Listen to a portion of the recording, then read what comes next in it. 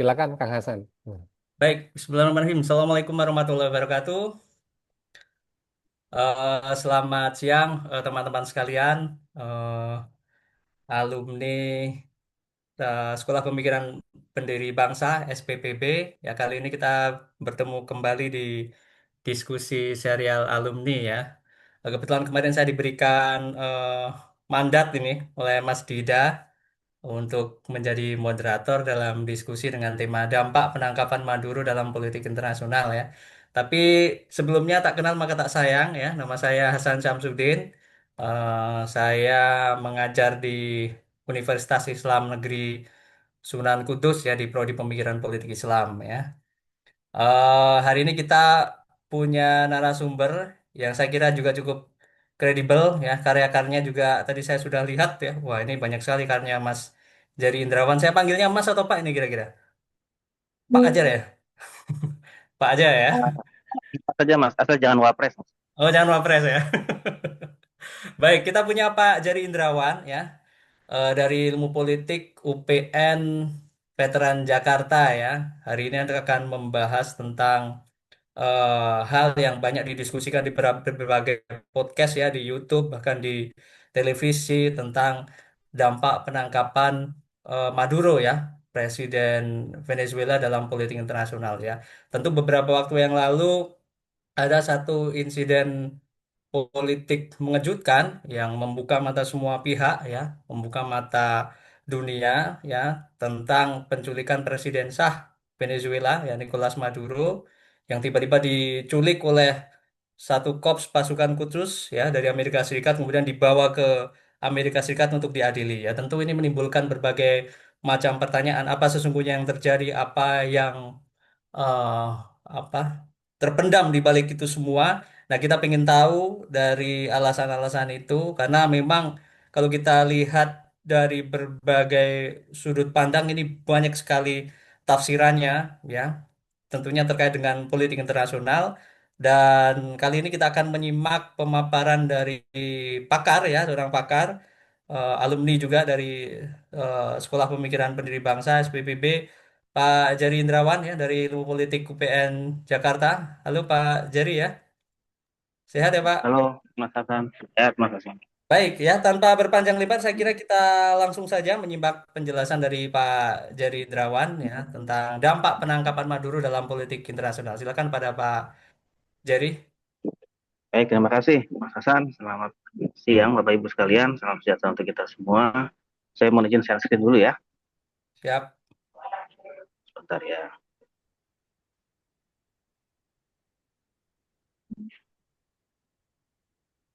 Ya, sudah terlihat ya Bapak Ibu sekalian.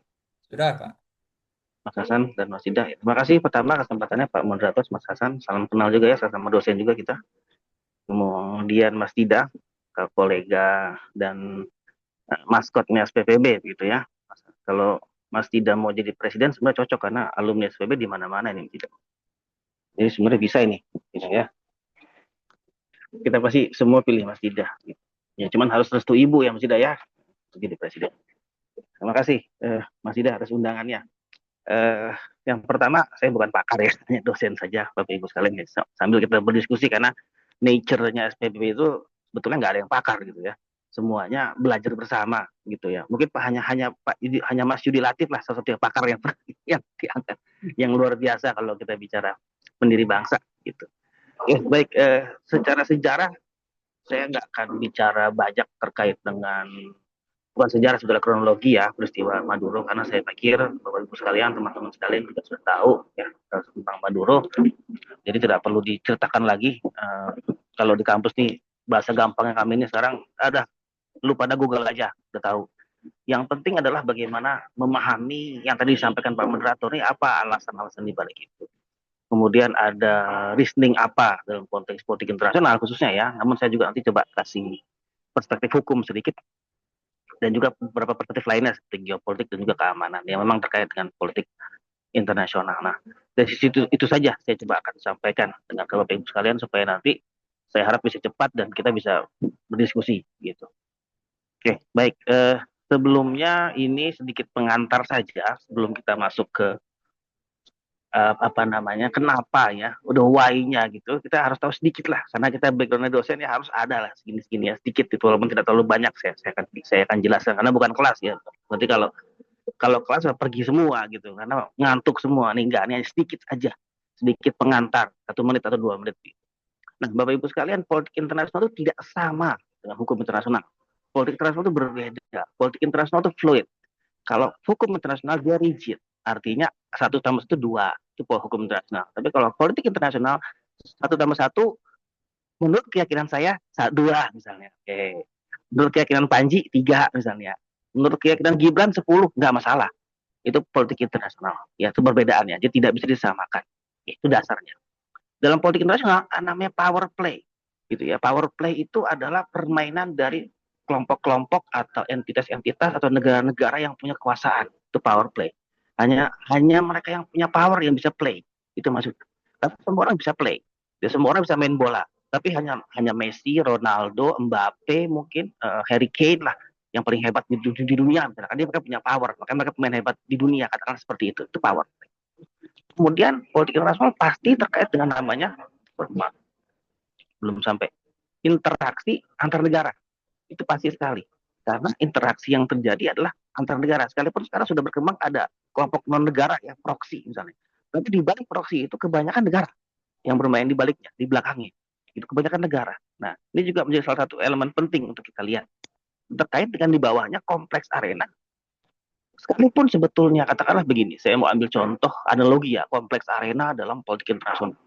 Kita main bola ini kan biasanya katakanlah Real Madrid lawan Barcelona, kalau gitu ya, seperti kemarin 3-2 menang Real Madrid, menang Barcelona 3-2. Di 11 pemain Barcelona itu pasti kan bajunya merah biru semua. Real Madrid bajunya putih semua. Nah, kalau kompleks arena dalam politik internasional, tiba-tiba di Real Madrid yang baju putih ada baju ungu satu. Nah, misalnya ada pemain Getafe di situ, warnanya biru. Misalnya. Ada di Barcelona merah biru, tiba-tiba ada baju putih pemain Leeds United di sana. Jadi kompleks, tidak seperti sepak bola yang jelas seperti hukum internasional begitu, merah lawan biru, ini enggak. Di dalam sebuah lapangan sepak bola dalam konteks dunia internasional itu pemainnya bisa siapa aja, sangat kompleks sehingga membingungkan, bahkan tiba-tiba dia bisa shifting, yang tadi dia main di Barcelona besok 2 menit kemudian dia main di Real Madrid. Nah itu yang membingungkan, itu sering diistilahkan proxy war. Jadi negara menggunakan proxy untuk itu kan. Proxy itu kebanyakan bukan negara, ya kan negara. Oke, itu kompleks area. Konflik dan diplomasi ini adalah dua hal yang sering terjadi kalau kita bicara tiga hal yang di atasnya, power play, interaction, dan konflik. Kan kompleks. Kenapa? Karena selain diplomasi itu kan ngomong ya, sederhana ngomong ini saya sedang melakukan diplomasi, cuman bahasa kerennya secara internasional diplomasi itu ngomong. Dan ngomong ini bisa ditafsirkan berbeda. Ketika ditafsirkan baik, maka dia berkembang menjadi diplomasi beneran. Tapi ketika ditafsirkan buruk, dia berkembang menjadi konflik. Begitu. Donald Trump ini sering banget melakukan diplomasi, tapi tidak berkembang menjadi the real diplomasi, tapi menjadi the real conflict. Itu yang Donald Trump sering lakukan. Itu sebabnya Amerika di zaman Trump sangat agresif. Nah, ini saya akan jelaskan di slide berikutnya. Nah, ini sangat agresif.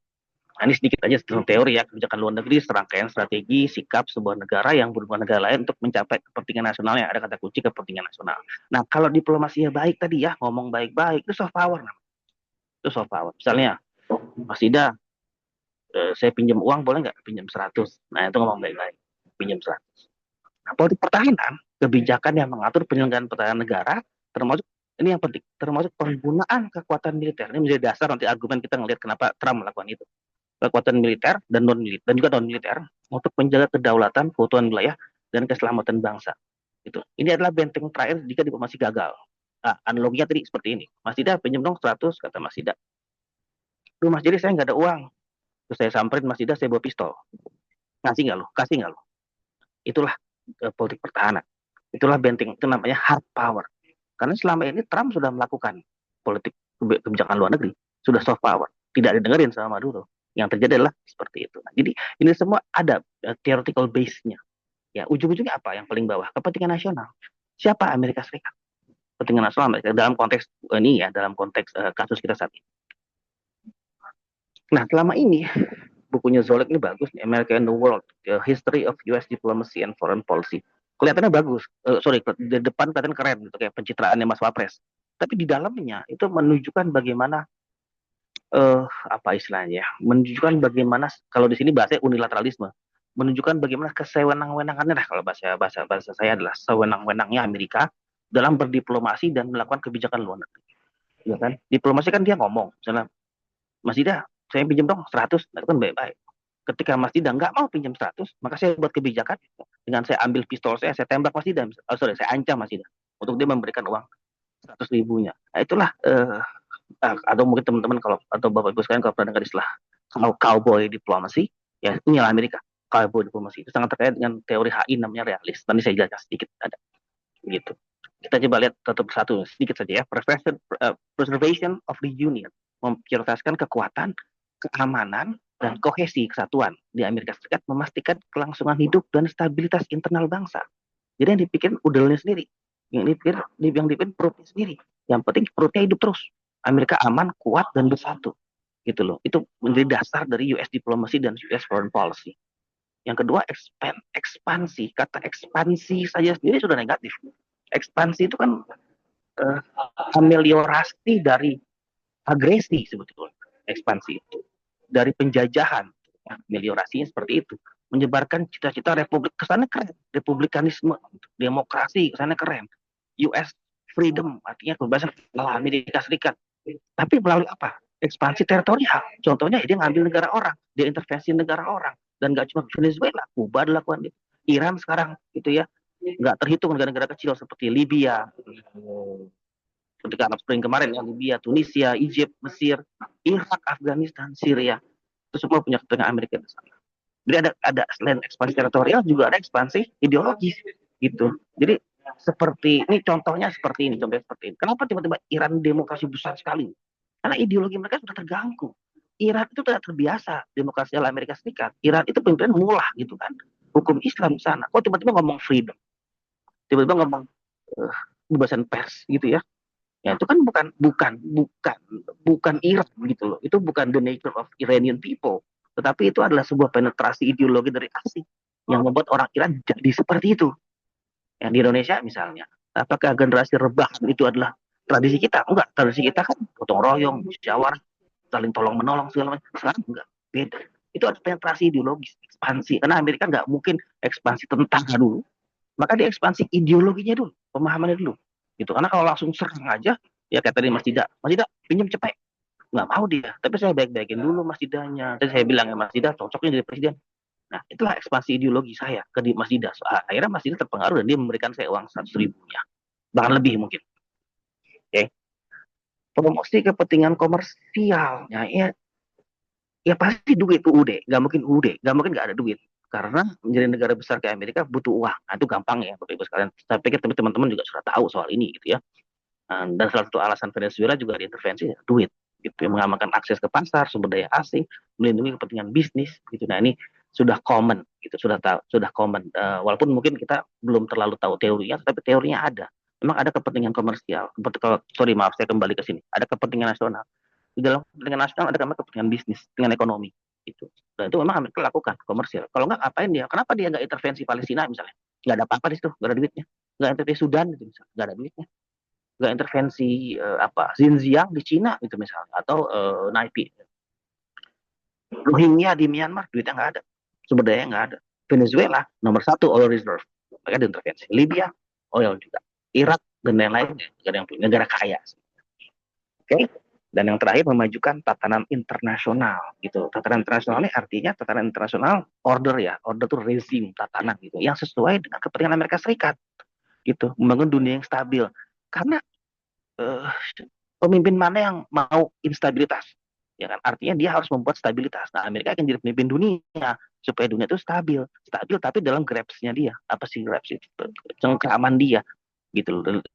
Bukan melalui demokrasi yang sesungguhnya, demokrasi ala Amerika Serikat gitu. Nanti dia bisa pakai nah ada istilah hukum, ntar saya jelaskan, ada slide-nya, kita bicara soal hukum, lembaga dan aliansi internasional yang menurut Amerika ini bisa dijadikan semacam alasan itu untuk melegitimasi dalam konteks kita ya, intervensi ke Venezuela. Gitu. Jadi dia pinter sekali. Dia nggak sekedar tadi kayak Mas Dida pinjam 100, Mas Dida nggak mau ngasih, saya pukul gitu. Nggak seperti itu. Dia akan buat aturan dulu. Misalnya contoh ya, saya akan buat aturan gitu, di mana kalau Mas Dida nggak mau minjemin saya punya hak untuk mukul Mas Dida. Gitu. Selama ini kan kalau saya pukul Mas Dida kan saya lapor polisi selesai, karena nggak boleh pemukulan. Tapi saya rubah undang-undangnya, saya rubah instansinya, lembaganya, gitu loh. Atau kalau misalnya undang-undang nggak bisa berubah, saya ganti pemimpin di lembaga tersebut. Ya kan Kapolri-nya misal teman saya, dia ketika saya pukul Mas Dida, bos tolonglah jangan dipidana. Nah, itu adalah bagian dari cara Amerika Serikat membenarkan, menjustifikasi apa yang dilakukan. Dan nggak cuma di Venezuela, di banyak negara. Gitu ya. Nah, di sebelah kiri ini saya tulis unilateralisme cenderung tradisi tatanan internasional. Unilateral, bertindak sendiri, itu namanya unilateralisme.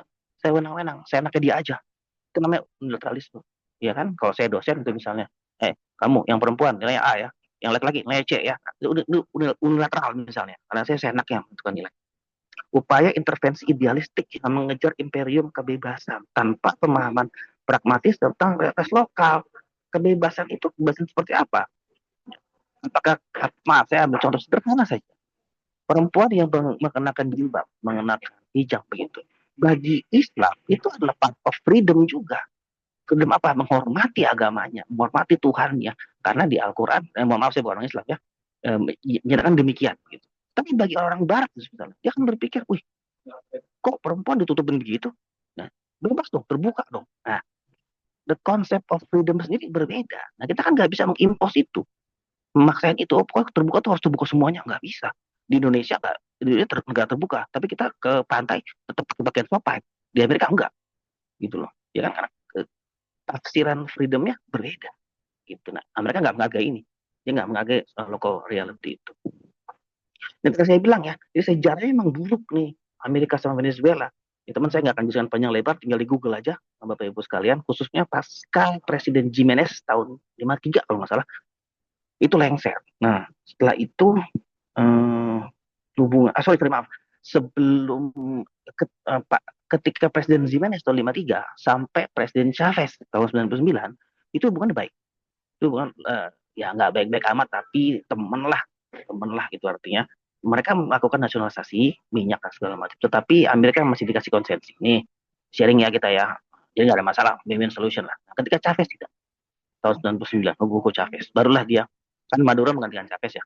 Nah, si Chavez ini melakukan nasionalisasi penuh, ya seperti Bung Karno ketika dijatuhkan tahun 65 gitu, karena dia ingin menasionalisasi penuh gitu. Ini punya Indonesia nih, Belanda pergi sana, Amerika pergi sana, ya kan nggak lama kemudian masuklah PMA ya, zaman Pak Harto gitu ya. Ini mirip-mirip, jadi ada polanya mirip, hanya tahunnya beda, sama aktornya beda, polanya mirip. Jadi hubungannya memang sudah buruk. Yang tadi saya bilang, saya nggak suka sama Mas Dida karena Mas Dida nggak mau minjemin saya akan cari cara gimana pun supaya Mas Dida tuh, ya maaf ya Mas Dida ya, entah mati lah, entah luka atau apa begitu, supaya saya bisa memiliki uang 100.000 yang saya inginkan tadi. Nah, itu lagi sederhana. Dan lucunya adalah Amerika melakukan tuduhan-tuduhan ini, Bapak Ibu sekalian, ya, narkotika dan kejahatan lintas negara. Padahal secara hukum kita memahami kan, hukum Venezuela dan hukum, mohon maaf kalau ada orang hukum di sini, saya bukan ahli hukum gitu. Hukum Venezuela dan hukum Amerika tentu berbeda. Masing-masing punya kedaulatannya sendiri, gitu Bapak Ibu sekalian. Sorry, sebelumnya suara saya masih terdengar, Masih, moderator Pak. atau Masih, Pak dan Joni. Aman. PPT masih terlihat ya? Masih. Aman. Ya, mohon disampaikan, soalnya kadang laptop saya bermasalah, makanya saya pakai handphone ini. Tiba-tiba laptopnya mati, mungkin nanti tolong sampaikan ya. Kadang suka bermasalah, jadi mohon maaf, Pak Moderator, mohon diingatkan.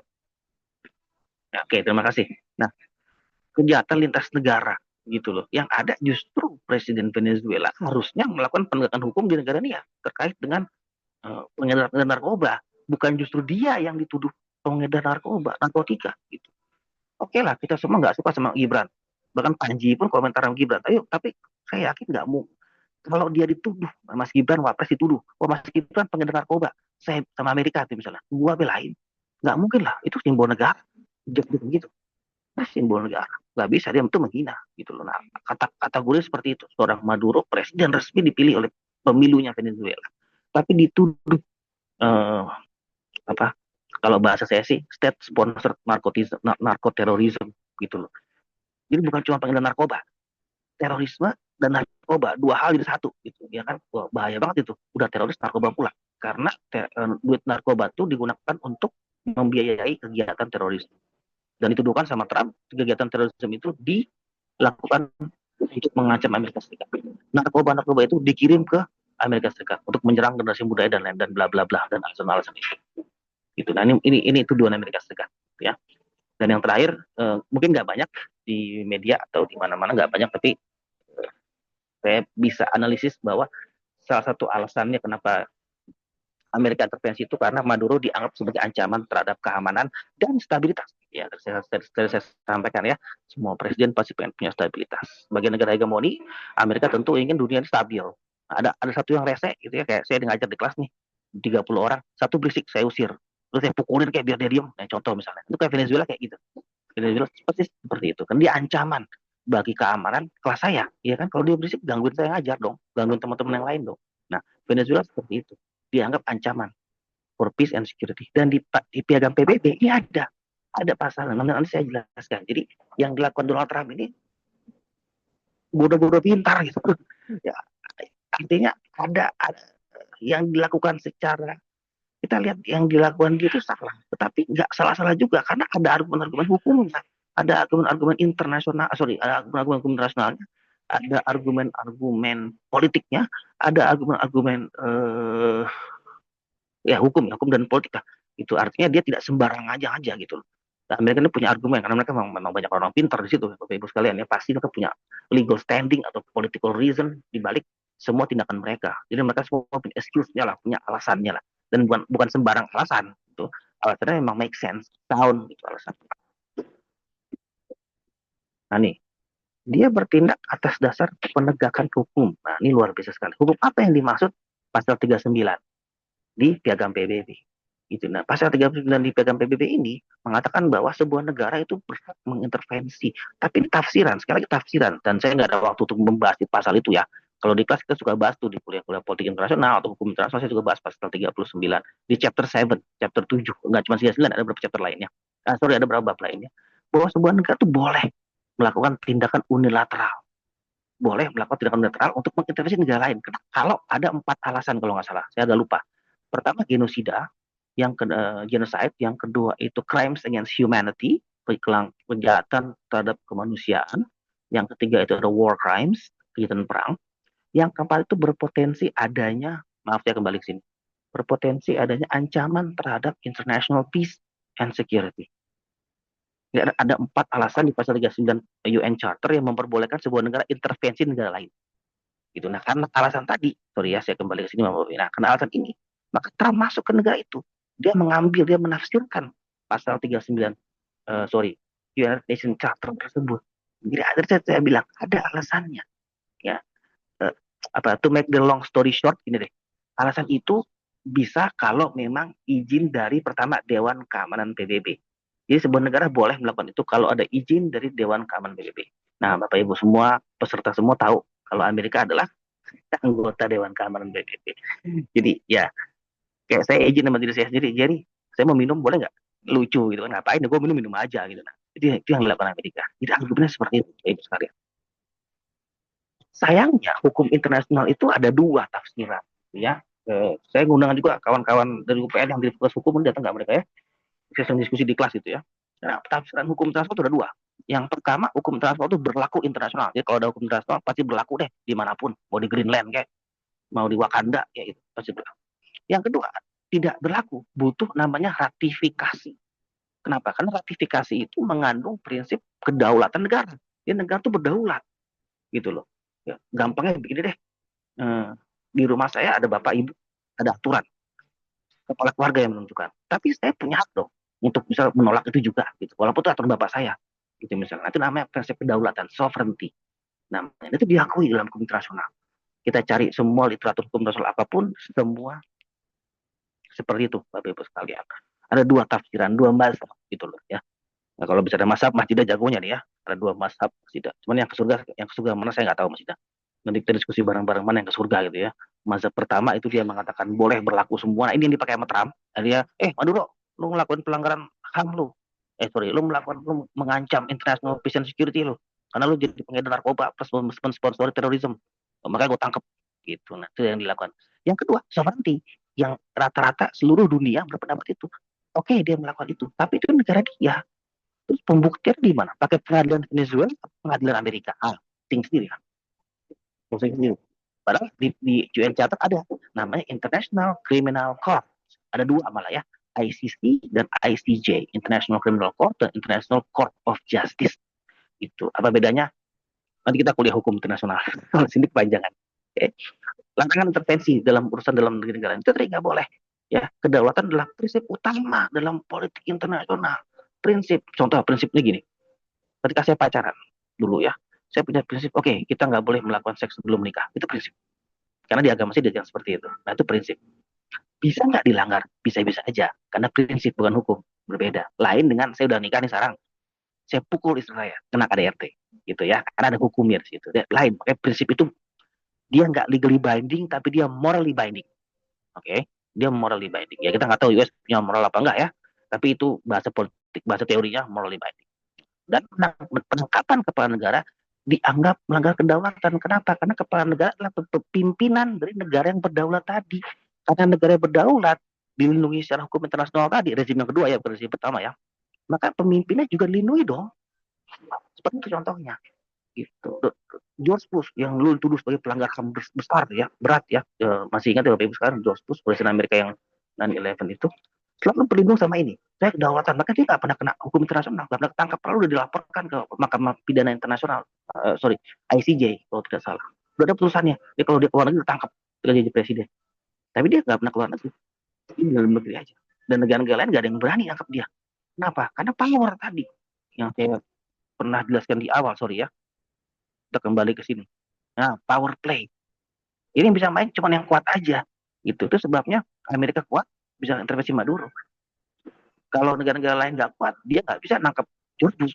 Nah, ya, bisa kelihatan ya bedanya politik sama hukum. Kalau hukum kan semua sama. Ya, di mata hukum semua sama. Mau dia presiden, mau dia bang beca, ya, mau dia dosen pada Madinah, semua bisa ditangkap kalau melakukan pelanggaran hukum. Nah, kita bicara hukum internasional. Itu yang saya katakan pasal 39 Bapak Ibu sekalian, larangan penggunaan kekuatan gitu loh. Tetapi ada exception-nya. Memang PBB tidak memperbolehkan itu. Langkah pertama adalah diplomasinya. Gitu. Di pegang PBB, tapi bukan di pasal 39, di pasal-pasal sebelumnya. Ya kan PBB kan organisasi damai ya Bapak Ibu sekalian ya. Jadi yang utama adalah diplomasi yang diutamakan, peace and diplomacy. Tetapi pasal 39 ada nih exception. Kalau ada 4 hal tadi yang saya sampaikan, genocide, war crimes, crimes against humanity, and threat to international peace and security. Tidak ada exception-nya. Makanya Amerika legal. Kenapa? Karena ada UN Charter. Venezuela sign nggak UN Charter? Sign UN Charter. Venezuela bagian resmi dari UN. US pun sama. Begitu. Ya kan? Nah ini tadi yang kedua, saya sampaikan imunitas negara dalam hukum internasional. Itu jadi ada imunitas bagi seorang kepala negara dalam hukum internasional gitu loh, bahwa dia tidak bisa ditangkap, tidak bisa diadili. Dulu waktu kasus George Bush sempat ditunggu sampai dia selesai menjabat, tapi setelah itu hilang kasusnya karena mungkin tekanan internasional seperti apa. Ya, Bapak Ibu sekalian. Nah, inilah perdebatannya, legal atau tidak. Gitu. Nanti kita diskusi ya terkait dengan legal atau tidaknya. Nanti saya sudah sampaikan argumen-argumen tadi. Ada yang bilang legal, ada yang bilang nggak legal. Ya, mazhab 1 bilang legal, mazhab 2 tadi bilang nggak legal karena ada kedaulatan. Namun, Bapak Ibu sekalian, kita masuk ke pemahaman ini politik internasionalnya. Ada perspektif realis namanya, teori realis, mazhab realis sama saja realisme. Negara bertindak berdasarkan kepentingan nasional. Kenapa saya minta 100.000 uang sama Mas Dida? Karena kalau saya nggak ambil uang Mas Dida, saya nggak bisa makan dan saya mati. Nah, apapun caranya, saya harus ambil uang itu untuk saya makan. Gitu. Nah itu kepentingan Jerry. Nah sekarang kepentingan nasional Amerika di negara itu diperbolehkan untuk melakukan itu. Nah, dalam teori realisme di hubungan internasional, negara bertindak karena kepentingan nasional. Nggak ada negara yang nggak bertindak karena Bapak ngapain Pak ke negara lain? Iseng. Nggak ada. Nggak ada. AS menggunakan kekuatan untuk menjaga keamanan dan pengaruh. Dia pengen punya pengaruh. Siapa sih nggak pengen punya pengaruh? Semua orang pengen punya pengaruh, Ibu sekalian. Ya kan, kita posting di Instagram pun dengan foto keren gitu, itu adalah pengaruh, bagian dari kita mempengaruhi orang lain. Gitu, bahwa gue keren loh. Gitu. Dan gue akan menggunakan kekuatan untuk itu.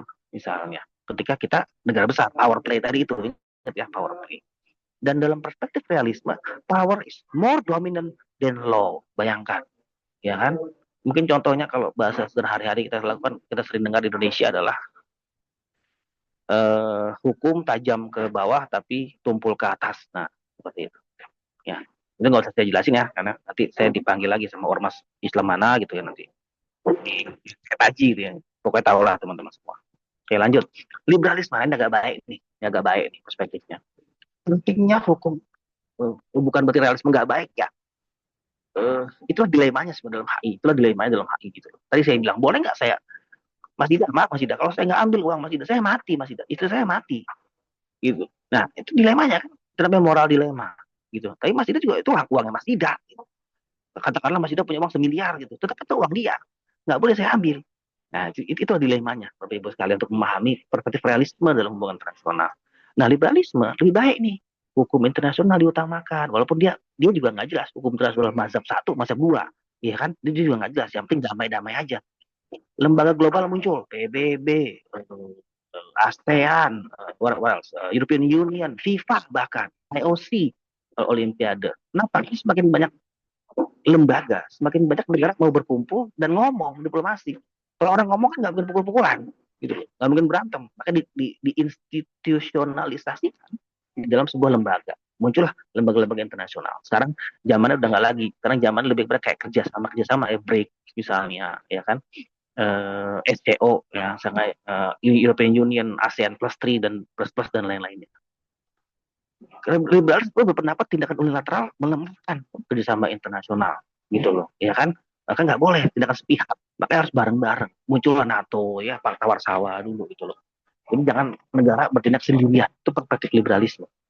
Untuk check and balancing juga sama. Kenapa? Sama kayak kita berpendapat kenapa ada DPR, ada presiden, eksekutif, legislatif, yudikatif kan check and balance itu. Yang sama. Liberalisme berpikir seperti itu. Nah, kalau ada masalah, seharusnya diselesaikan melalui jalur hukum internasional. Karena ada sengketanya.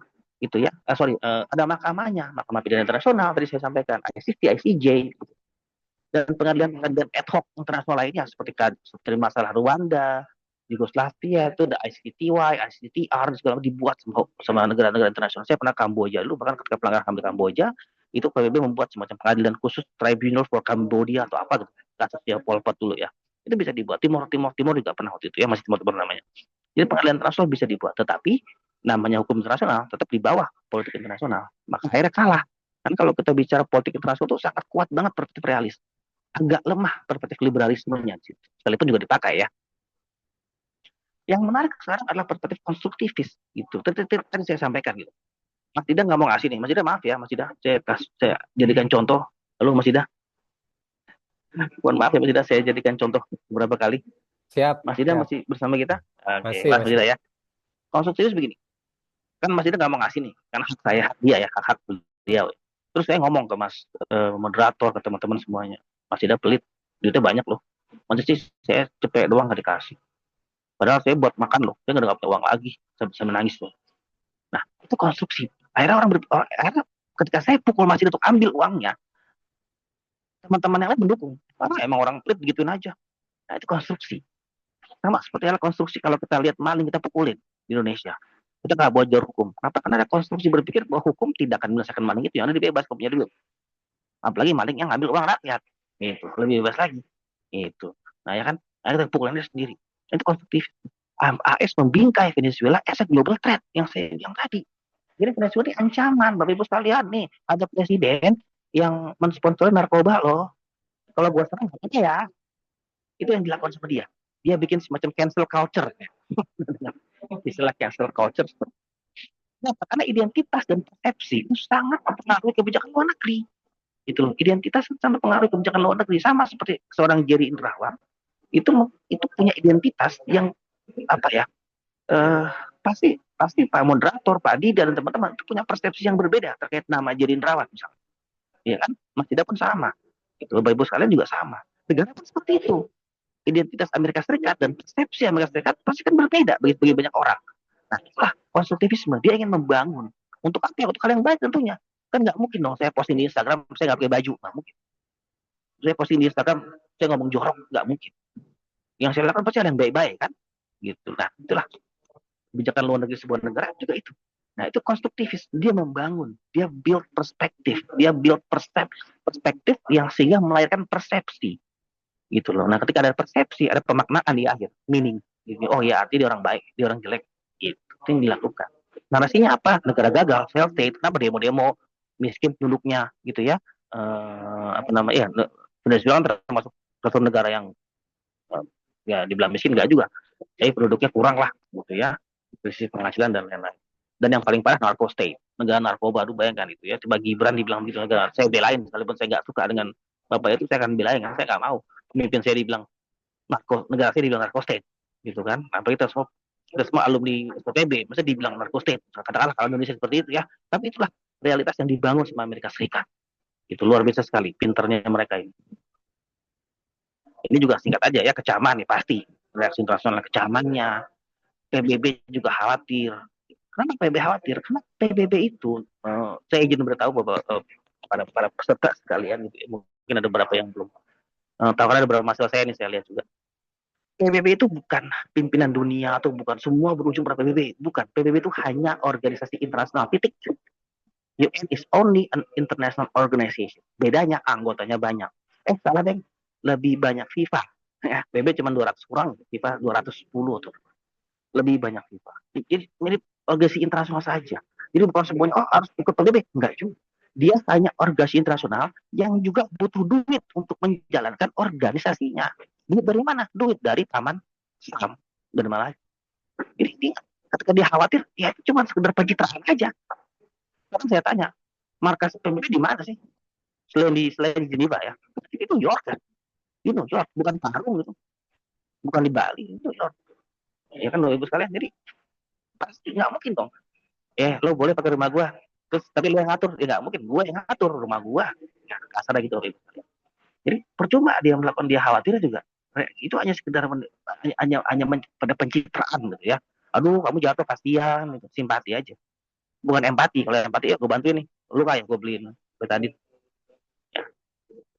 Ada perbedaan sikap antar negara dalam menunjukkan politik kekuatannya. Gitu. Ada perbedaan sikapnya. Ada negara-negara yang mendukung Amerika Serikat, dan negara yang diam saja. Ada negara yang tentu mengecam. Ya. Yang paling banyak tentu mengecam. Gitu ya. Nah ini kita masih menunggu nih. Karena sampai sekarang belum ada kecaman yang lebih serius dari, sorry, ini saya hilang ya Mas, Enggak, Mas. Masih ini. Oke. yang ini saya PPT-nya Masih jalan. Mas Oh, Hasan. ini hilang. Ya Eh, sebentar Mas Hasan ya. ya. Oke. Ya ini ini bermasalah Bapak Ibu, mohon maaf Bapak Ibu, saya update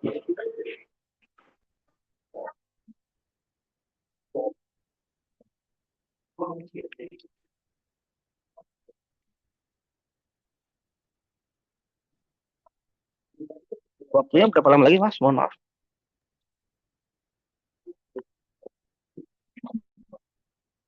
Mungkin maksimal sampai setengah tiga gitu ya, Mas Dida ya. Kemudian kita lanjut diskusi atau mungkin 15 menit lagi. Ya, silakan diatur aja, silakan Kang Hasan. Oke. Iya. Ya mungkin bisa 15 menit lagi ya. Soalnya kita bisa ngobrol Baik, diskusi. baik, baik, saya percepat. Ini tiba-tiba mati nih, mohon maaf saya lagi ini. Atau mungkin boleh minta tolong Mas Dida kali ya, share screen ya Mas Dida. Ini tiba-tiba laptop masalah dan sampai sekarang belum Boleh, join boleh, ulang. boleh Pak Jari, boleh. Sebentar ya, sebentar. Oh, ini udah bisa Mas Dida? Udah bisa, maaf Mas Dida. Udah bisa Mas Dida?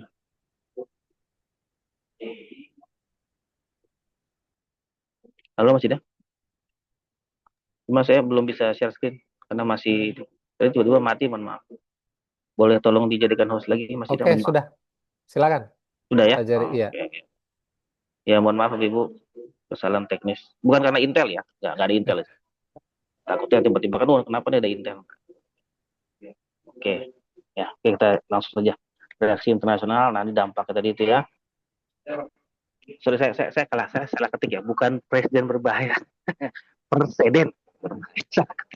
Presiden bahaya bagi hubungan internasional. Artinya orang negara tidak takut kan. Nah, ini sekarang Kolombia ketir. Bahkan kita pun takut, jangan-jangan besok gue diserang. Itu karena udah ada presiden, udah ada kejadiannya tadi misalnya kan. Uh, Besok Mas Hasan juga ketir, jangan-jangan saya besok diserang. Gitu. Ini presiden buruk dampaknya seregion. Sama ada ketegangan politik gitu kan. Kolombia, selain apa namanya, Ekuador, beberapa negara-negara, Brazil, itu pun akhirnya ribut sendiri. Banyak juga pengungsi-pengungsi Venezuela yang kabur meninggalkan Venezuela, karena negara yang jadi parah negaranya. Ini menimbulkan tegangan politik itu menjadi potensi konflik dan ketidakstabilan kawasan. Jadi kalau dibilang Maduro ancaman bagi threat and international peace misalnya, international security, ya justru kejadiannya membuat makin gak aman dunia. Negara-negara jadi nggak stabil, kawasan jadi nggak stabil gitu. Karena orang jadi pada takut. Jangan-jangan besok saya diserang gitu. Ya kan dia melihat kekuatan yang sangat besar Amerika Serikat, dia bisa sampai menculik seorang presiden dan menangkap seorang presiden di rumahnya sendiri. Lain kalau Maduro misalnya lagi kemana gitu, enggak, di rumahnya sendiri. Itu biasa sekali. Dampaknya sangat sangat buruk. Nah, itu terakhir kalau ada tinggal sedikit. Simpulannya adalah penangkapan Presiden Venezuela memicu kontroversi global. Itu jadi kontroversi yang kita pengen diskusikan, Ibu sekalian. Saya simpulkan 3 hal gitu ya. Kontroversi inilah yang membuat kita harus berpikir cerdas kalau menurut saya. Ini karena argumen Amerika ada benarnya, apa namanya, ada salahnya. Gitu. Kalau saya biasa di kelas itu kita kita tidak apa ya, kita harus bebas nilai gitu. Sejelek-jelek apapun kita benci Amerika, tapi kita bahas argumen dia supaya ada argumen, supaya bisa apa namanya, supaya kita bisa lebih cerdas dalam melihat. Salah-salahnya Israel nggak boleh kita cuma lihat dari perspektif Palestina doang, lihat juga dari perspektif dia, sehingga bisa menimbulkan resolusi yang baik. Karena resolusi konflik itu dimulai dari pemahaman akan musuh kita. Resolusi konflik yang baik dimulai dari pemahaman akan sudut pandang lawan kita. Kalau pokoknya gue begini, ya nggak kelar gitu loh, ya kan. Nah, makanya kita coba lihat dari perspektif Amerika Serikat gitu. Saya lupa juga ketika Maduro itu di apa namanya, ini yang kedua ya, benturan antara kepentingan nasional dan hukum internasional. Ketika Maduro itu ditangkap, Amerika Serikat itu mungkin teman-teman pernah dengar gitu ya, selain Delta Force yang menangkap mereka Trump mengutus FBI. FBI itu polisi, ibu sekalian. Kalau di kita namanya Kapolri. Polisian, karena kita kan polisi terpusat ya, Kapolri, Polri, Polda dan ke bawah-bawah sampai ke paling bawah Babinsa, Babin Kamtibnas itu misalnya paling bawah gitu ya. Kalau di Amerika Serikat berbeda gitu. Amerika Serikat Polri-nya itu FBI namanya. Lalu di masing-masing negara bagian ada NYPD, SFPD dan lain-lain. Sampai paling bawah sheriff tingkatannya. Nah, di Amerika Serikat itu FBI ikut. Kenapa? Untuk menunjukkan bahwa ini orang memang pelanggar hukum, maka FBI lah nangkep. Bayangin, argumennya sampai segitu. Kenapa? Karena ketika pelanggar hukum kan harus ditangkap. Di Amerika Serikat ada undang-undang namanya Undang-Undang Patriot Act. Undang Patriot itu memungkinkan Amerika menangkap siapapun kalau itu mengancam keamanan nasionalnya. Dan bicara penangkapan, nah ini di Indonesia sering berantem nih. Bicara penangkapan kan tugas polisi. Di Amerika nggak ada urusan. Mau polisi, mau tentara, yang penting ditangkap. Gitu. Di kita ribut tuh, ribut berantem, coklat sama hijau. Gitu ya. Di sana nggak. Karena di sana ada nama Dewan Keamanan Nasional, National Security Council. Siapa bosnya? Semua presiden Amerika Serikat itu bosnya. Jadi kalau Trump bilang Delta Force. Trump bilang Homeland Security. Kalau kita kan presiden bilang tolong TNI tangkapin. Wow, militerisasi ini, jangan-jangan TNI bla bla bla bla. Di sana nggak ada. Siapapun yang disuruh sama Donald Trump untuk menangkap bisa. Nah, untuk memberikan alasan legal bagi penangkapan intervensi Trump ini, dia kirim FBI, luar biasa. Ya kan, FBI untuk menangkap seolah-olah Maduro ini memang penjahat. Itulah benturan antara kepentingan nasional dan internasional, menunjukkan dinamika kekuasaan dalam politik internasional. Ya, ada dinamika kekuasaannya. Teman-teman Bapak Ibu sekalian juga bisa lihat betapa luar biasanya the dynamics of power di dalam politik internasional. Ketika sebuah negara besar dia bisa serta-merta sewenang-wenang melakukan apapun yang dia mau untuk apa? Untuk satu hal sebetulnya, hanya untuk kepentingan nasionalnya saja. Dan lagi ramai sekarang ini selain Venezuela, Iran dan juga Greenland, ya kan? Karena mau diambil juga sama Amerika. Padahal Denmark, karena Denmark bagian dari NATO lah. Itu kan itu lucu lagi tuh. Jadi kita di Real Madrid, tiba-tiba pemain baju putih semua, tiba-tiba si Aurelien Tchouameni bunuh diri. Ya, tendang gawang sendiri. Courtois bingung, lu ngapain tendang ke gawang gua? Ya. Kan lu teman, oh iya ya. Nah, jangan mungkin Tchouameni, Aurelien Tchouameni, Eduardo Camavinga ya, nggak apa. Eduardo Camavinga apa yang mau bunuh diri gitu ya, dia punya kepentingan biar dia dipecat, dia bisa pindah ke Chelsea itu atau Persib Bandung itu misalnya. Nah, itulah politik internasional. Dia bingung lah, lu kan tuh sama gua sama, kenapa lu tiba-tiba menyaplok wilayah gua? Tuh bahasa kasar Denmark tuh si Mette Frederiksen ya, presiden perdana menterinya. Itu ya, dalam sebuah tim nggak kompak juga, berantem gitu. Nah itu loh dinamika dalam politik internasional, dan sekarang makin ramai dan makin seru. Buat kami yang pengajar HI makin seru belajar beginian. Buat mahasiswa makin modal. karena variabelnya makin banyak. Jadi yang paling gampang Trump aja nih, joget-joget ini kan. Mana kan dia kan joget-joget itu. Padahal dia keren kalau joget. Mirip, mirip dengan seorang presiden di negara Konoha yang sekali joget. Terima kasih Bapak Ibu sekalian. Yuk kita diskusi lah biar seru. Terima kasih Mas Ida, Mas Moderator, Mas Hamdan, Oke. Mas Hasan, sorry. Ya, terima kasih Pak Jerry Indrawan ya atas pemaparan yang cukup detail ya dan memberikan wawasan buat kita ya untuk memahami apa sih yang terjadi di Venezuela sana. eh Kalau boleh kita apa namanya ringkas ya dari pemaparan Pak Jerry Indrawan, ya seringkali kan kita terjebak dalam sebuah pemahaman eh mengapa kemudian hukum internasional kemudian dilanggar, padahal kan ini persoalannya tidak perkara hukum tapi politik internasional ya, sesuatu yang berbeda ya tadi disampaikan oleh Pak Jerry ya, antara politik internasional dengan hukum internasional itu sepenuhnya dua hal yang berbeda dan nampaknya ini dimensi politik internasional yang lebih lebih nampak daripada dimensi hukum internasionalnya. Saya punya banyak pertanyaan sebenarnya, tapi saya tawarkan ke teman-teman peserta diskusi dulu. Mungkin ada satu atau dua atau tiga pertanyaan dari teman-teman peserta diskusi. Silakan. Belum ada ya? Atau ada? Silakan boleh langsung di open mic.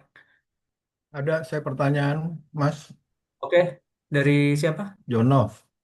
Oh, dari Pak Jono. Oke, silakan Pak Jono. Iya, jadi ada yang menduga gerakan dari Trump ini lebih banyak untuk melindungi dia dari kemungkinan di dalam negeri ya, serangan di dalam negeri. Yaitu misalnya dia sedang dikejar-kejar dengan filenya Jeffrey Epstein gitu. Ini kita tahu ya Jeffrey Epstein. Nah, itu yang pertama ya. Ada kemungkinan seperti itu, dia mengalihkan perhatian. Yang kedua, dia mau menjalankan yang namanya Monroe Doctrine ya, Monroe Doctrine.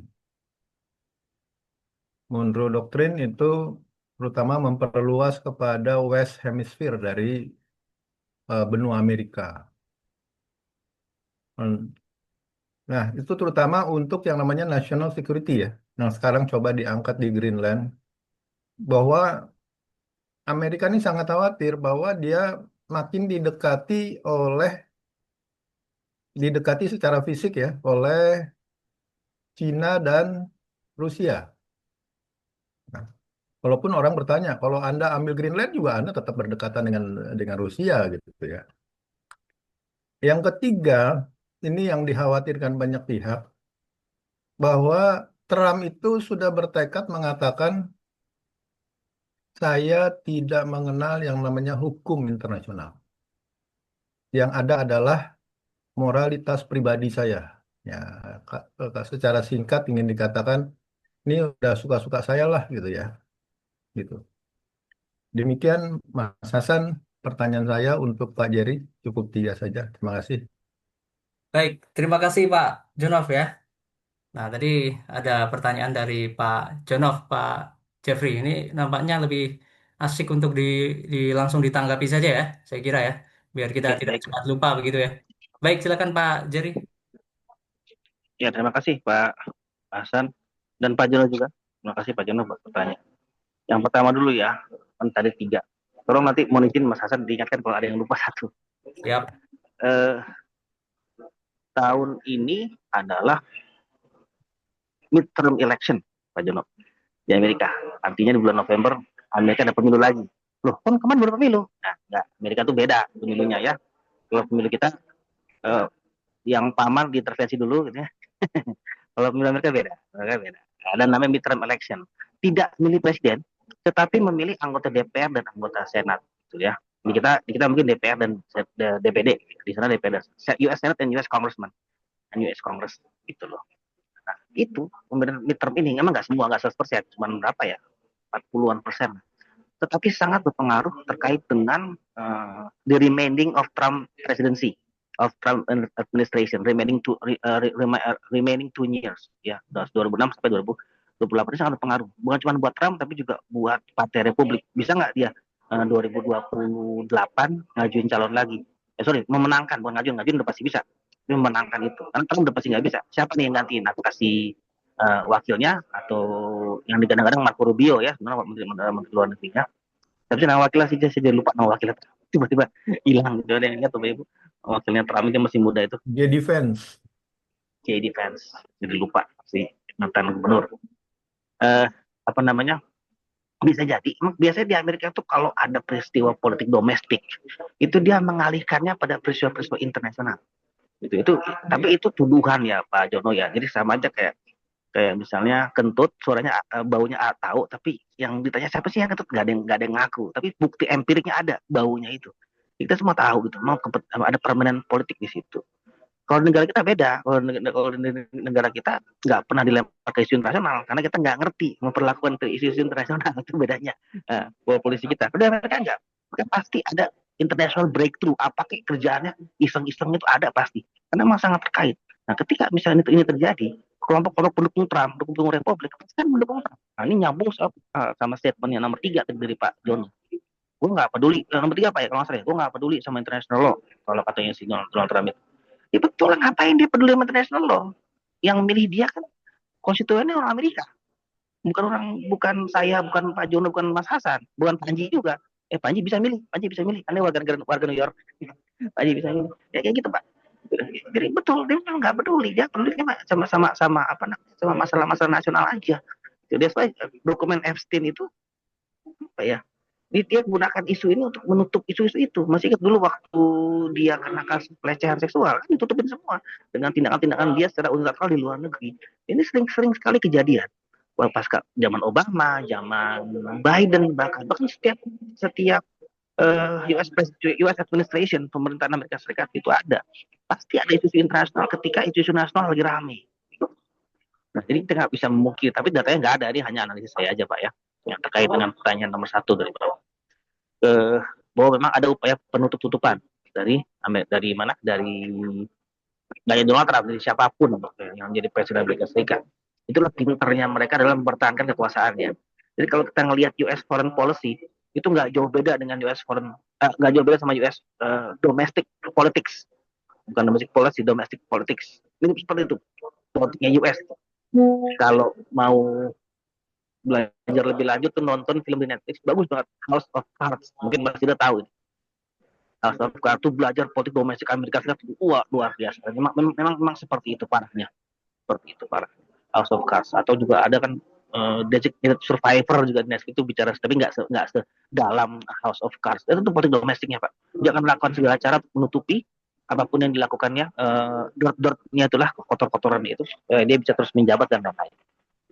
Di Indonesia sayangnya nggak terlalu cerdas mainkan itu. Dia berusaha main, dia sama di Indonesia tuh kayak tiba-tiba klubnya Real Madrid yang suruh main Aliudin gitu, yang suruh main tiba-tiba Osvaldo Hai, dia nggak bakal jago, tetap aja. Ya Martin Paes jadi kipernya Real Madrid nggak akan jago gitu loh. Ya karena di Indonesia kayak gitu, sok-sokan keren, tetapi nggak punya kualitas. Dan kalau di Amerika nggak, emang benar-benar keren. Cara dia untuk menutupin kotorannya, cara dia untuk menutupin ini membungkus penangkapan Maduro dengan FBI itu luar biasa sekali itu. Itu menunjukkan kalau ini melakukan hukum, kan FBI itu berarti law enforcement itu Pak. Ya, kalau soal Epstein saya nggak yakin, ini kayak cuma permainan doang sih untuk jatuhin Trump gitu, karena dokumen juga nggak jelas kalau saya lihat. Dokumen juga nggak ada, mirip-mirip dengan tuduhan-tuduhan pelecehan tadi itu, gitu ya. Karena Donald Trump pintar, saya nggak belain Trump, dia pintar, nggak pernah mendokumentasikan hal itu. Jadi apa yang terjadi ketika pelecehan dan lain-lain cuma omongan, oh kata dia itu pintarnya Donald Trump dalam tentu bermain gitu ya. Kalau kita kan enggak, kita anggota DPR dia buka video porno di lagi sidang, beda. Ada yang belum terjawab nggak? Mas saya agak lupa deh. Yang kedua kali ya. Ya. Dari 3 tadi. Tentang West Hemisphere ini Trump sedang menjalankan doktrin Monroe ya untuk memperluas kawasannya dan pengaruhnya di belahan bumi bagian barat ya, untuk menjamin keamanan nasional. Bagaimana responnya Pak Jerry? Tadi dari Pak Jonov ini. PPT-nya sudah hilang. Tadilah Monroe doktrin itu realisme. Menurut mana kalau saya boleh menganalisis, Monroe doktrin itu adalah realisme yang dibungkus konstruktivisme. Jadi dalam konteks hubungan internasional, konstruktivisme itu bagus Pak sebetulnya. Itu bagus. Itu bagaimana kita mempengaruhi orang lain gitu kan. Saya sekarang ngomongin mempengaruhi orang gitu loh. Semua orang sih pernah mempengaruhi orang lain, nggak mungkin enggak gitu ya. Bahkan Mas Hasan, Mas Ida pasti sebelum menikah mempengaruhi istrinya, calon istri untuk menikah dengan dia. Bukan istri orang ya, istri sendiri. Itu mempengaruhi. Tapi boleh juga mengaruhi istri orang, itu nggak ada masalah. Karena konstruktif itu bagian pengaruhi, gitu ya, influence. Nah, moral doctrine itu dulu realisme. Kalau lu nggak suka, serang. Lu nggak terima, kayak gitulah. Sekarang enggak. Sekarang dikonstruksikan dulu gitu. Bahwa seolah-olah nih gue ada ancaman nih dari Rusia, dari Cina. Makanya Greenland gue ambil. Gitu. Itu jadi bener, jadi logis. Gitu. Mas tidak, saya pukulin. Kalau nggak ada 100.000, saya nggak bisa makan. Maksudnya si Mas tidak nggak mau ngasih, mau cepet doang. Tapi kan tetap cepet itu adalah bagian dari hak asasi Mas Tidak. Kalau Mas Tidak nggak mau ngasih, kenapa saya ngotot? Gitu lah, itu monor doktrin zaman dulu itu diserang habis-habisan, tapi sekarang enggak. Makanya sekarang ada realisme berbungkus konstruktif. Saya jelek-jelekin dulu Mas Ida, saya buruk-burukin dulu Mas Ida, gitu. Baru ketika saya ambil uangnya, maka saya punya legal standing, walaupun legal standing bohongan gitu. Kan sekarang orang selalu bicara soal ancaman dari Rusia dan lain. Maka dia bilang begini, bukan dia sebetulnya, Marco Rubio yang bilang, kalau Greenland nggak kita kuasai, nggak kita punya pangkalan, dia pengen punya pangkalan sebetulnya sih, bukan nguasain banget, dia pengen punya pangkalan. Cuma si Fredrickson, jadi sejarahnya agak rumit nih Pak, mau izin Pak ya, saya ceritain sedikit. Si Greenland itu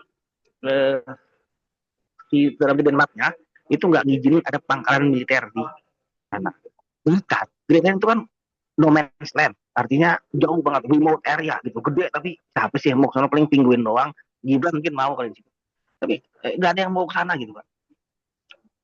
Si dia Greenland itu punya pemimpin, tapi di bawah Denmark ya, kayak semacam governor atau apa itu saya lupa. Dia pengen Denmark membiayai ada airport di Greenland. Karena kan sudah ada airport, tapi airportnya kecil dan nggak bagus. Dia pengen airportnya lumayan bagus lah, kayak Kertajati gitu ya, walaupun sekarang nggak fungsi, atau kayak Soekarno Hatta lah atau apa gitu, airport yang bagus gitu. Denmark nggak mau, Denmark nggak mau. Gitu. Terus tahu nggak dia minta sama siapa? Dia minta sama Cina. Cina bilang gua bikinin, lo minta apa aja gua kasih. Kenapa? Karena Cina bisa melihat nilai geopolitik, nilai strategis dari yang namanya Greenland. Langsung kebakaran jenggot Trump, ya, bakaran jenggot. Tiba-tiba dia bilang sama Mate Fredrickson, biayain tuh bandara. Nggak mau. Denmark kagak mau, ribut. Ya udah diancam. Ya ada alasannya, ya nggak kucuk-kucuk. Karena kan Greenland juga secara langsung ya, karena anggota NATO Denmark. Kalau misalnya Amerika mau pakai, boleh aja. Ya kan di NATO dibolehin gitu loh. Gue pakai tempat tuh ya, bentar ya numpang ya, boleh, nggak masalah. Tapi ini bagian dari Trump untuk menekan si Denmark supaya jangan biarin Greenland itu dikuasai sama Cina. Jadi sekompleks itu. Akhirnya sekarang mau nggak mau Fredrickson membiayai itu bandara itu tadi, gitu loh. Karena dia nggak mau ada investor Cina. Tujuan untuk ngusir Cina doang. Bayangkan, untuk ngusir Cina supaya Cina nggak berinvestasi di Greenland. Jadi maka Trump ngomong kayak gitu. Itulah hebatnya apa ya, Pak. Itu Monroe Doctrine. Tapi in a different perspective gitu loh. Bahwa dia harus mau mengkonstruksikan buruk dulu. Gitu loh. Baru nanti dia penetrasi, baru dia intervensi. Itu Pak Jono, kalau sepahaman saya terkait dengan ini ya, Monroe Doctrine dan juga peristiwa Greenland gitu. Terima kasih Pak Jerry. Baik, Ya, sama-sama Pak. mungkin ada pertanyaan yang kedua atau mungkin ada pendapat gitu yang bisa disampaikan dari Bapak Ibu sekalian? Oh, oke ya. Ini sambil menunggu barangkali ya. Tapi sebenarnya pertanyaan saya begitu Pak Jerry, ini yang mungkin perlu disampaikan, kepentingan nasional macam apa sebenarnya yang diperjuangkan Amerika Serikat. Ini kan kalau kita lihat tadi kan persoalannya secara normatif hukum internasional, seolah-olah Venezuela ini pengacau potensi pengacau keamanan internasional. Selain itu juga dituduh sebagai apa namanya, drug dealer begitu ya, sehingga Presiden Maduro ditangkap begitu. Itu kan yang kita baca selama ini di media massa ya. Tapi sebenarnya kalau kita ingin gali lebih dalam, apa sih sebenarnya kepentingan nasional eh, Amerika Serikat di sana? Apa kira-kira Pak Jerry Indrawan? Kalau kita ngomong Kepentingan, kepentingan nasional. ya Mas. Secara makro dulu kepentingan US hegemoni. Itu hanya satu, hegemoni, world domination lah namanya, NWO, North New World Order, apapun namanya. Kalau dalam HI nama teorinya hegemoni. Berkuasa, intinya dia ingin berkuasa.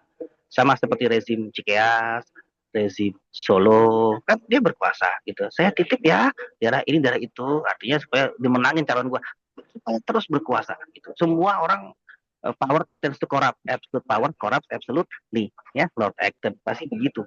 Itu kepentingan nasional secara makro. Secara mikronya, Venezuela ini pain in the ass, maaf ya, ini pain in the ass. Lu kaya, ini Venezuela itu Mas Dida, maaf ya Mas Dida kaya, saya pinjam cepet doang, kagak ngasih, cepet doang loh Mas Dida. Ini saya pukulin, saya habisin, saya ambil uangnya yang miliaran.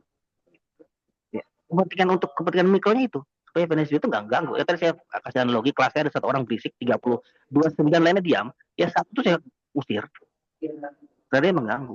Nah, Venezuela pengen dia mengganggu gitu Mas kepentingannya. Karena mereka punya kepentingan apa? Ekonomi di situ. Oil reserve itu aja. Ekonomi di situ. Gitu loh. Dia pengen kembali menguasai gitu loh, apa namanya? Minyak yang ada di Venezuela. Tentu dengan konsensi yang nggak fair ya, dengan konsensi yang nggak fair. Makanya dia rezim oposisinya Venezuela seneng-seneng kan, ya karena rezim itu ya nanti dia akan dikasih, ntar lo jadi pemimpinnya, ya bukan gua, tapi ya tolonglah gua dikasih. Mirip kayak Timor Leste dulu ya, dibantu sama Australia, sekarang Australia yang kendaliin Timor Leste. Itu memang the history of the history of civilization tuh begitu. Pasti nggak di history of puppet, sejarah boneka tuh gitu. Mimpin boneka, menurut bukan boneka. Itu kepentingan mikronya ya, supaya Venezuela itu takluk secara penuh itu dikuasai sama rezim orangnya Amerika Serikat gitu kan, sama juga kayak Iran sama oposisi orangnya Amerika Serikat. Itu yang saya bilang sebelum masa Jimenez itu ya, di Jimenez itu pro sama Amerika Serikat, tapi setelahnya Chavez dan lain-lain nggak pro. Ya, contoh yang paling gampang ya Bung Karno saja. Bung Karno udah nggak pro sama Amerika, pronya ke Soviet, ya udah dilengserkan. Dokumennya ada sekarangnya setelah 30 tahun lebih udah ada. Mungkin nanti 30 tahun lagi kita akan lihat dokumennya bahwa Amerika tujuannya ya itu.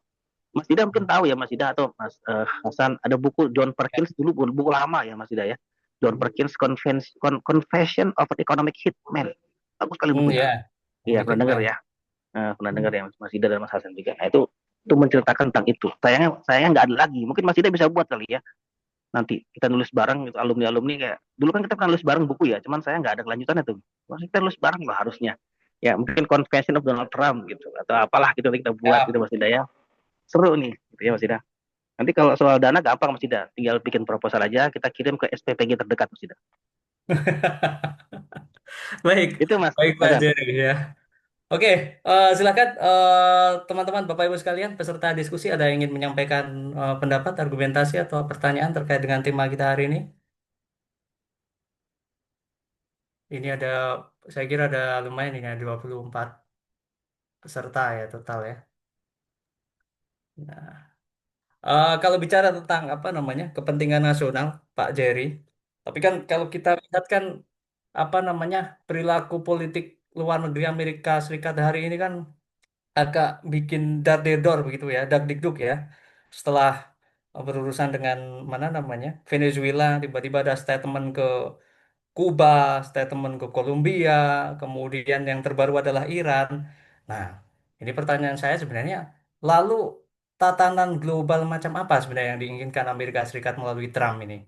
Tiba-tiba dia punya statement yang kontroversial, yang menyinggung negara lain, bahkan perilakunya, tindakannya sudah, kalau tadi kita menganut mazhab tentang kedaulatan negara, sudah melanggar kedaulatan negara orang lain. Sebenarnya tatanan dunia yang seperti apa sebenarnya yang diinginkan Amerika hari ini? Kok tiba-tiba zigzag sana kemari begitu? Kira-kira gimana, Mas Jerry Indrawan? Iya Mas, thank you. Chaotic global order. Order kok chaotic, tapi iya chaotic global order. Gampangnya gini. Kalau saya analogi yang mudah itu adalah daripada saya intervensi, mendingan dia ribut sendiri. Gitu. Tetap masih ada ordernya. Ya, saya masih megang, masih kuasa nih. Tapi adalah lu ribut sendiri aja. Nanti lihat siapa yang menang. Gitu. Tapi keributan itu disetting. Gitu. Karena keributan itu kekacauan, ya, chaotic tadi itu terkadang politically advantageous, politically advantaging buat si orang yang nyating tadi, gitu loh. Jadi keributan pemilu itu kan keributan yang dilegalitas, yang dilegalkan, boxing, tinju, itu kan keributan yang dilegalkan gitu loh. Dalam konteks hubungan internasional, terkadang politik internasional juga chaotic, tapi dibiarkan terjadi supaya nanti muncul sebuah rezim baru begitu yang pro sama dia. Setelah orang pukul-pukulan, kan orang capek. Satu, selesai dah. Turun konfliknya, deeskalasi. Atau yang kedua, skenario yang kedua, yang satu mati, selesai gitu. Yang satu yang naik. Nah, si yang punya order tadi itu, yang punya rezim tadi, berusaha memastikan supaya yang satu itu yang muncul sebagai pemenang itu orang dia. Gitu. Kalau nggak dibuat seperti itu, misalnya nih langsung diintervensi, misalnya yang ada kayak waktu Amerika nyerang Kuba dulu ya, Amerika intervensi Vietnam dulu, atau Rusia mengintervensi Afghanistan, ada filmnya masih tidak Rambo ya, Afghanistan gitu misalnya, Amerika ke Vietnam banyak film-filmnya gitu ya, yang ada seperti itu malah gagal, Prancis ke Laos malah gagal. Tapi kalau mereka dibiarkan ribut sendiri, nanti yang dapat untung adalah ini proxy war yang saya bilang, atau mungkin sekarang lebih kerennya hybrid warfare ya, proxy proxy tadi, kelompok-kelompok kecil tadi ribut sendiri-sendiri, tapi di baliknya ada negara. Nanti muncullah kayak sekarang Venezuela, muncullah oposisi yang pro sama Amerika. Iran, muncul oposisi yang pro sama Amerika. Kolombia pun sama. Muncul oposisi, makanya mungkin belum, tapi udah mulai kuat oposisinya. Dulu saya ingat banget di Libya itu, oposisinya anti Gaddafi ramai sekali. Karena dia sudah dukung Amerika Serikat. Gaddafi jatuh, dia yang berkuasa. Tapi ya kan namanya juga waktu itu Libya ya ribut sendiri lagi ujung-ujungnya. Mereka bodo amat, yang penting gue udah nguasain natural resource-nya Libya. Itu Mas, kalau jawaban sederhananya ya, kenapa kejadiannya begini, karena chaotic global order dibuat seperti itu. Malah ada teori saya lupa tapi teori siapa begitu ya, kayak teori konspirasi deh ini. Justru dunia itu kalau Mas tidak suka, Mas itu suka nonton film nih, Bapak Ibu sekalian. Mas tidak nonton Resident Evil kan, Mas tidak? Resident Evil. Nanti di film Iya, akhir betul. kelihatan kan, justru itu settingan gitu untuk membuat sebuah rezim baru, dunia baru gitu kan. Tidak orang-orang kaya sama ininya si Umbrella Corporation ternyata semua di cryogenic gitu kan, ketika tunggu dibangkitkan. Ya, itu teori konspiratif yang sering dipakai gitu, bahwa konflik itu memang diperlukan gitu kan, konflik diperlukan gitu, daripada disuruh diam nggak bisa, udah dibunuhnya semuanya dah, kelar, udah ribet, tinggal kita lihat siapa yang bertahan 1-2 ada lu yang lanjut, selebihnya enggak gitu. Ya, ada teori, saya lupa nama teorinya apa gitu. Itu Trump sangat menggunakan itu karena dia perspektif bisnis, Ibu sekalian. Orang bisnis kan nggak mau ribet, pengen gampang aja, pengen gampang, pengen untung. Nah, itu orang bisnis. Itu perspektifnya Trump luar biasa sekali. Mungkin kalau presidennya bukan Trump, si jadi fans agak beda approach-nya. Ya, karena Amerika itu kelakuannya sama. Sorry, maaf. Nature-nya sama, tapi kelakuannya berbeda. Artinya bisa jadi tindakannya beda, tetapi niatnya sama. Siapapun presiden Amerika niatnya sama, pasti hegemonistik. Hanya caranya yang berbeda. Nah, kalau Trump ya kayak gitu kan, tahu sendiri ya Bapak Ibu sekalian semuanya. Emang kayak gitu, akhirnya makanya dia lebih berani dan lebih tajam, lebih direct gitu. Malah kemarin siapa wartawan dibilang, ayo stupid. Gila aja presiden ngomong stupid di international, di live television, ngatain wartawan pula. Gitu dibilang berkali-kali, ayo stupid gitu. Nanti itu kan itulah Donald Trump. Itu gaya pemikiran dia. Tapi secara domestik ini saya nyambung ke Pak Jono lagi tadi, secara domestik orang itu suka, orang Amerika itu suka sama dia gitu. Terus suka sama dia, makanya dia kepilih. Nah, lucu kan kalau kita yang pintar-pintar kayak Mas Dida, Mas Hasan dosen saya, nih kok orang Amerika bisa milih orang kayak gini, gimana ya? Sama aja kayak kita ngelihat capres kemarin yang ngomong begini, ya capres kemarin ngomong begini, Bapak Ibu mau dengar saya pidato apa joget? Semua bilang apa? Joget. Luar biasa. Dan dia kepilih, Bapak Ibu sekalian, satu putaran. Oke, ya. Dengan wakil yang itu pula.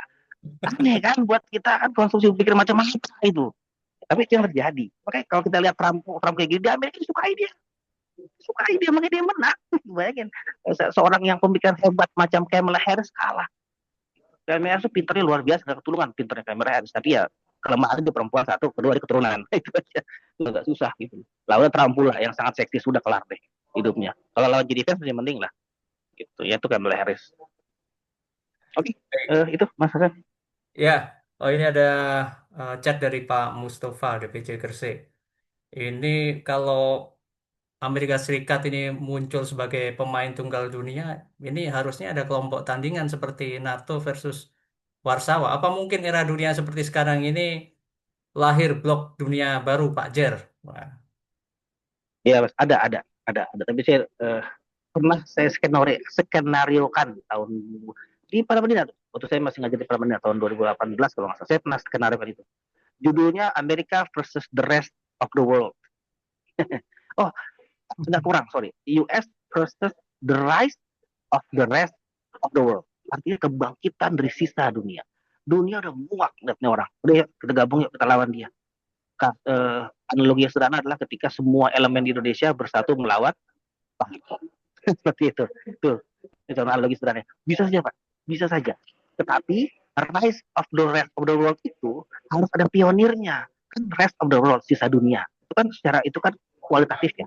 Secara kuantitatif harus ada satu dua yang pionir yang apa sih, saling yang spark itu masih ada yang spark yang ngebangkitin harus ada. Nah itu saya analisis bisa Rusia, bisa Cina gitu. Nah kalau mereka sendiri kayak dulu blok barat blok timur begitu kalah mereka pasti. Uni Sovietnya kalah kok sebanyak itu negaranya kalah. Lagi mereka Rusia sendiri ini sendiri enggak. Mereka harus berkumpul semua jadi satu. Kalau masih tidak ingat mirip seperti Pilkada Jakarta tahun 2007. PKS versus sisa partai yang ada. Ya kan? Adang lawan siapa itu? Poke ya kalau nggak salah. Terus Ibo kalah nggak? Adang kalah habis-habisan kalah ya kan semua gabung jadi satu gitu. Nah bisa jadi siapa namanya tadi? Maaf yang tadi yang nanya Pak siapa? Saya lupa namanya. Pak Mustafa ya. Mustafa.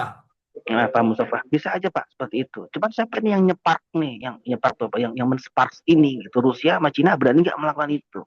Sama ya dibantu Venezuela, dibantu Korea Utara, dibantu semua negara-negara yang anti Amerika Serikat. Itu bisa nggak? Karena kalau skenario seperti itu bisa Pak terjadi. Bisa seperti itu.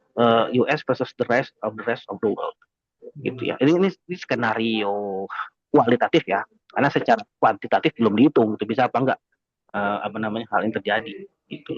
Karena banyak variabel-variabel lainnya kan itu juga nggak bisa pikirkan gitu. Ini tiba-tiba kalau Venezuela tiba-tiba kan nggak ada skenario tiba-tiba ada intervensi presiden negara lain, nggak pernah ada kejadian di dalam sejarah manapun di luar sejarah modern ya. Tiba-tiba seorang presiden sitting presiden di negara di istananya sendiri diciduk gitu aja kan nggak ada.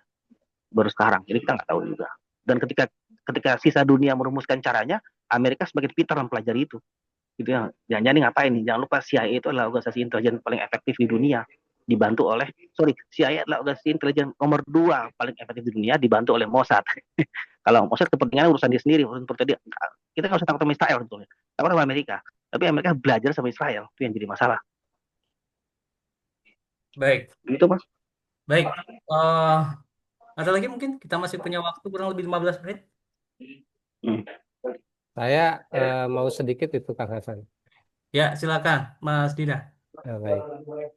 Baik, saya sangat menikmati uraian dari Pak Jerry. Ini serasa kuliah ilmu politik ya, ilmu politik internasional. Terima kasih Pak Jerry, Kang Hasan. Bapak Ibu semua, pada Rakernas kemarin, Ibu Megawati Soekarno Putri itu juga menyinggung soal ini ya. Dia mengatakan kurang lebih seperti ini, bahwa apa yang dilakukan oleh Amerika Serikat terhadap Venezuela merupakan salah satu bentuk neo-imperialisme. Nah, dan dia itu menjadi highlight dari pidato dia di Rakernas kemarin. Saya kira itu memang betul ya, karena apa yang dilakukan oleh Amerika Serikat itu sudah sangat jelas. Kita tahu ya dalam sejarahnya yang tahun 2003 juga terjadi kepada Saddam Hussein ya. Lalu juga bagaimana Amerika dalam tanda petik sebagai polisi dunia itu juga katakanlah membuat apa namanya chaos ya negara-negara di Timur Tengah seperti Libya dan semacamnya. Irak, Libya, lalu juga beberapa kawasan lain. Yang sekarang itu seperti yang dibilang oleh Pak Jerry tadi, ya mereka ribut sendiri aja tuh.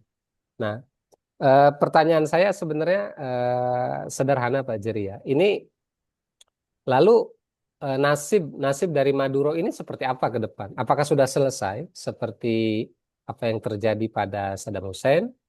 Atau mungkin ada kemungkinan-kemungkinan yang lain. Termasuk saya ingin mendengar ya pendapat Pak Jerry, apakah blok lain itu yang tadi disebutkan, China dan Rusia, itu betul-betul akan berani head to head, atau mereka itu sama menggunakan proksi masing-masing.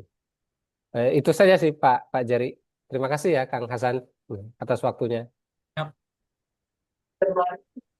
Oke, Karena makasih Mas Dida. Ya, makasih Mas. Tadi saya kira Mas Dida mau ngomong aja, tapi nanya juga. Karena Mas Dida sama nih kapasitasnya harus narasumber juga gitu. Oke, tapi nggak apa-apa, kita diskusi ya, namanya juga diskusi ya. Eh, what happened with Maduro gitu ya. Yang pertama cuma cuma Trump dan Tuhan yang tahu.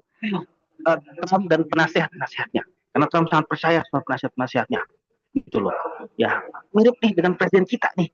Ya, cuma percaya sama letkol itu gitu. Kalau pembantunya banyak gitu ya. Nah, Trump tuh gitu, Pak. Kalau Trump jadi Trump tuh di dalam ini tadi sedikit sama Pak Jono tuh ngomongin domestik politik. Trump itu nggak disukai sama banyak menteri-menterinya. Nah, karena harus melalui orang-orang tertentu gitu. Dulu dia pakai Jared Kushner ya, menantunya ya kalau nggak salah dia pakai. Nah, sekarang saya nggak tahu siapa, tapi susah untuk Trump tuh langsung ke sana, nggak beda, mirip dengan presiden kita sekarang harus melalui bunda Ted Cole itu. Oke, tadi jadi saya nggak tahu gimana ke depannya. Saya cuma bisa menganalisis apa yang terjadi sama Maduro. Analisis saya adalah the world will forget about Nicolas Maduro. Tidak selesai. Karena Nicolas Maduro is only a symbol. Is only a symbol and he is a dying symbol. Udah selesai. Tetapi the fight uh, for Venezuela will go on. The fight for Venezuela, entah siapapun yang lanjutin nggak tahu. Gitu. Tapi the fight for Venezuela will go on. Maksudnya perjuangan untuk Venezuela ya, untuk membantu Venezuela. Tapi Maduro tidak selesai. Maduro itu seperti ya Ismet Sofyan udah pensiun sudah selesai. Orang lupa lagi sama Ismet Sofyan. Sekarang ingatnya Sandy Walsh sama Astawin Aqualam. Mana bisa sampai kanan. Itu selesai orang lupa. Karena nggak Ismet Sofyan siapa. Nah, oke, seperti itu. Nah, ini nyambung sama nomor dua. Tunggu sama nomor dua. The fight for Venezuela itu artinya the fight against US. Ya, the fight against for Venezuela, the fight against US. Nah, ini harus jadi narasi. Itu harus jadi narasi internasional. Narasi internasional yang dipakai sama negara-negara yang Mas Dida sebut tadi. Itu sebagai negara-negara pionir. Kalau tadi saya jawab Pak Mustafa ya, sebagai negara-negara pionir. Gitu. Kalau nggak ada yang pionir nggak ada yang bisa, nggak ada yang mau, gitu kan? Ya. Nah, harus ada negara pionirnya. Nah, problemnya adalah Rusia sama Cina ini mau apa enggak? Mau apa enggak untuk take more action? Kalau mau enggak untuk action, oke. Tapi actionnya Cina sama Rusia ini ya biasa-biasa aja gitu loh. Enggak apa namanya enggak greget gitu loh. Ya kan dia enggak melakukan tindakan greget. Cina cuma lempar-lempar duit. Berani nggak lempar bedil? Nah, belum berani. Rusia berani lempar bedil, tapi nggak jauh-jauh, tetangganya doang. Tahu ya tetangganya siapa ya? Cuma berani ke situ. Gitu. Tapi tetangganya yang sebelah barat masih ada. Gitu ya. Timnas Ukraina masih main di bola. Itu harusnya kan mungkin kelar negaranya. Tapi sampai sekarang nggak, udah 3 tahun. Nah, kayak gitu. Jadi mereka belum berani take more action gitu.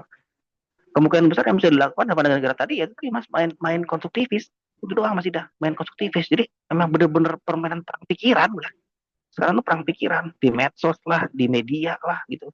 Itu udah perang pikiran aja untuk melakukan delegitimasi terkait pemerintahan Trump, pemerintahan Amerika Serikat, melakukan undermining terkait dengan US legitimation, US superiority, US hegemony, anything about US itu harus di-undermine, harus di-undermine. Paling itu aja yang bisa dilakukan.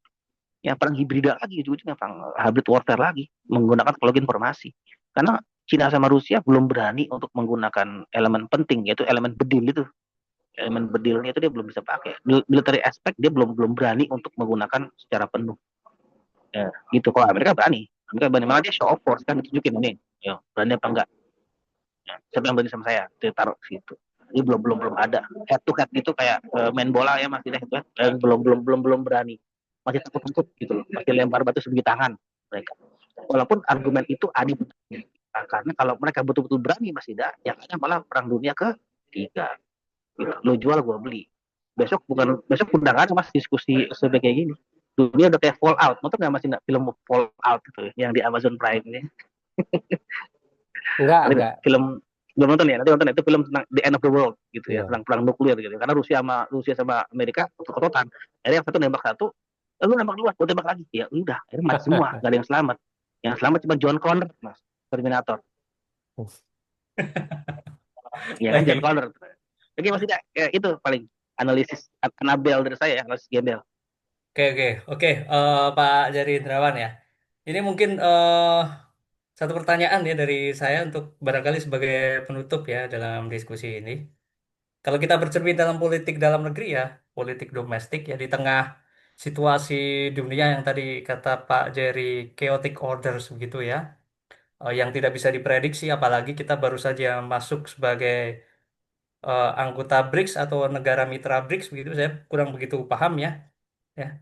Apakah kemudian kalau kita berkaca dalam politik dalam negeri, ini kan kita memaksimalkan anggaran pertahanan ini luar biasa sebelum kemudian tergeser oleh MBG kemarin kan ya apa kemudian situasi internasional yang keotik ini bisa menjadi sebuah legitimasi untuk memaksimalkan budget negara kita untuk membeli apa namanya alat-alat pertahanan alutsista begitu dalam pandangan Pak Jari Indrawan kira-kira gimana Pak?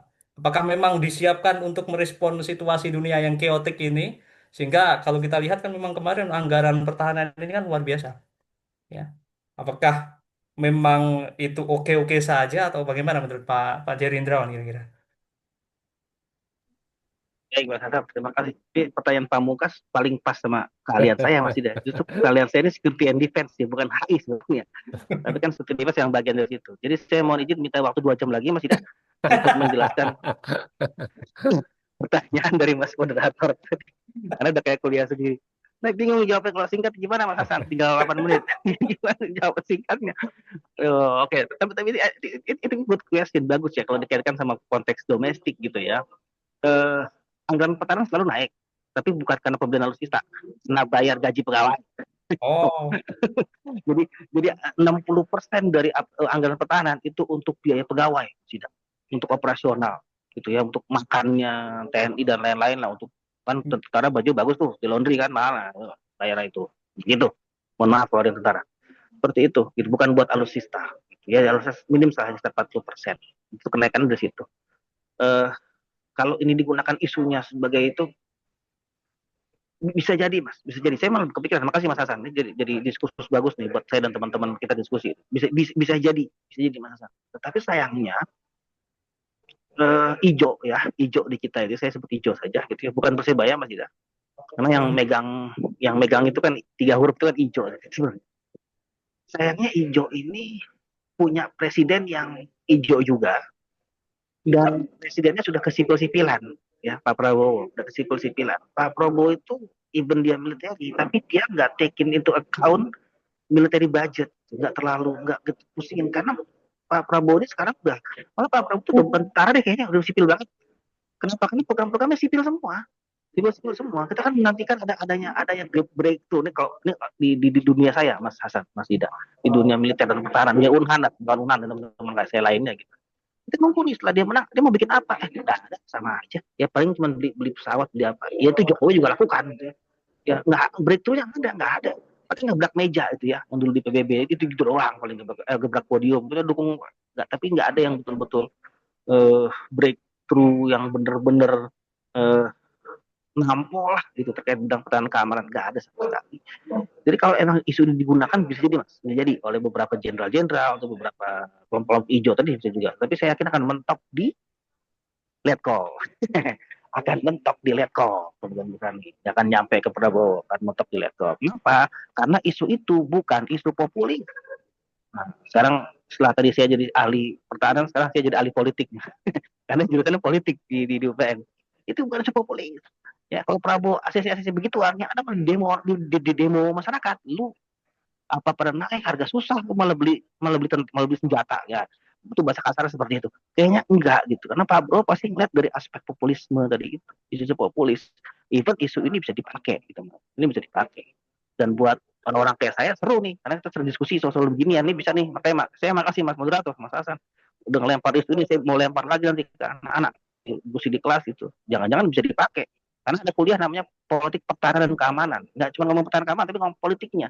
Jangan-jangan ada aspek-aspek politik terkait dengan pembelian alutsista, terkait dengan penambahan masa pensiun, ya, terkait dengan penambahan kementerian lembaga yang bisa dimasuki sama TNI dan lain-lain.